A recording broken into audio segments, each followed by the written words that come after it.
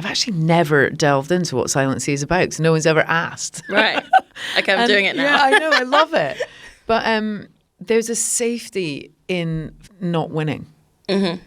And I think all through my 20s of trying to get somewhere as a musician, you're striving, you're trying, you're like knocking on doors and, you know, burning people's phones up and seeing who'll come to your gig, trying to get A&R guys to come. And your identity is actually the struggling artist. Mm-hmm. And it's really confronting when you're not a struggling artist anymore. Because you've made that your whole identity, and it's what you actually inspires you to write songs. Exactly, and that's and it leads to another weird thing is when you become successful, and it happened pretty quickly for me. Suddenly, you've got money, and like I never had money. I was just in charity shop clothes, living on 50 quid a week and housing benefit. Well, there was an interview I read, like doing research for this chat, which was you literally like swiped some broccoli from the field. I actually swiped broccoli from a field. It was that and bad. I mean, it sounds trite and like I'm making it up, but I think we didn't have money for petrol, so we did have a second-hand car, but we couldn't get into town.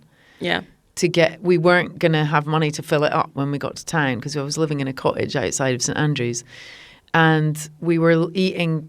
It was me and Ian Anderson, who was King Creosote's brother, who was my other half at the time. And we would eat.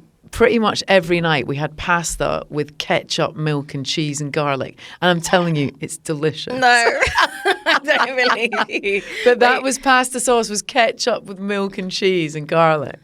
So I guess you're thickening the sauce with like the cheese and the ketchup for flavours. Telling you, I bet if I had it now, I'd actually still... It's probably the memory of that time. Yeah. Because the thing is that time was really sweet. It was like there's a real beauty when I think back to those days that of course there was a lot of frustration and self-doubt, and there was never any moments where I was just like I was going to pack it in because there wasn't anything else I wanted to do. No plan B. So I didn't care if I wasn't going to be well off or that successful.